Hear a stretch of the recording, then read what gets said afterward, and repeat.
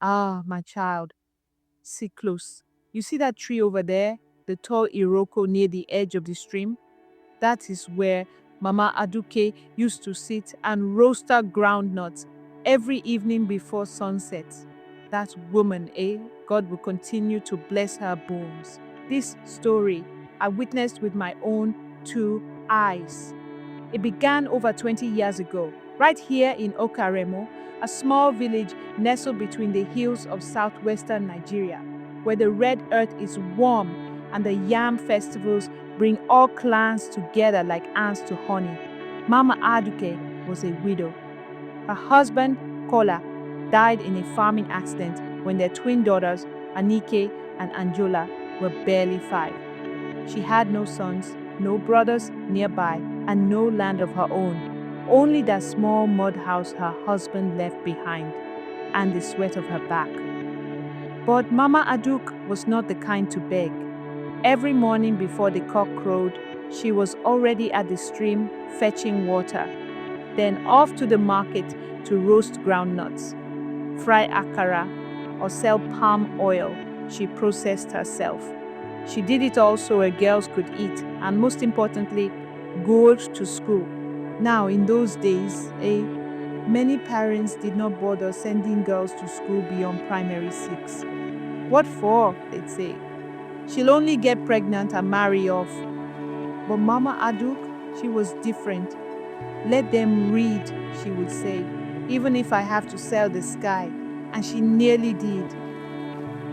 When the girls passed their common entrance into a boarding secondary school in the city, the fees were too high. I remember clearly, it was 54,000 naira at the time. Mama Aduke came to me, oh Kolade, with tears in her eyes. Baba, she said, my girls made it, but I no get the money. I told her what I could, gave her 5,000 naira from my little poultry savings. Others in the village chipped in, but it wasn't enough. That was when she did the unthinkable. She sold her house, yes, the only roof she had.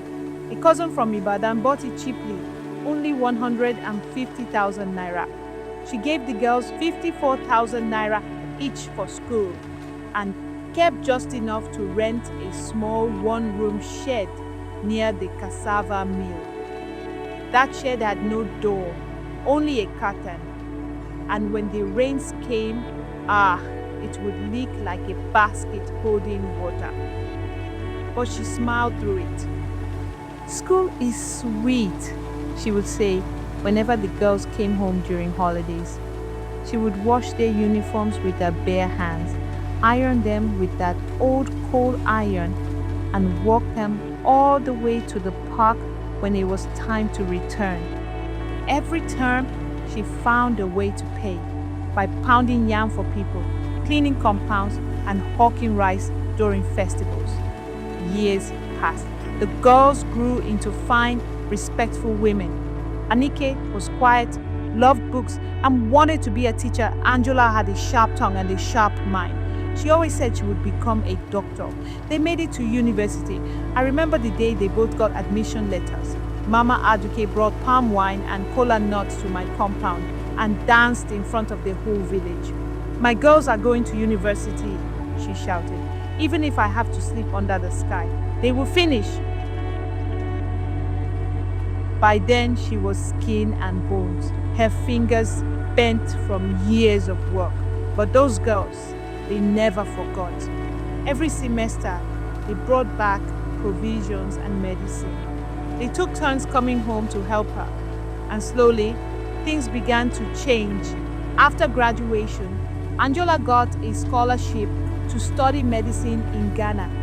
Anike stayed back, got a job as a teacher, and began to send money home. Within 3 years, they built Mama Aduke a new house, bigger than the one she sold.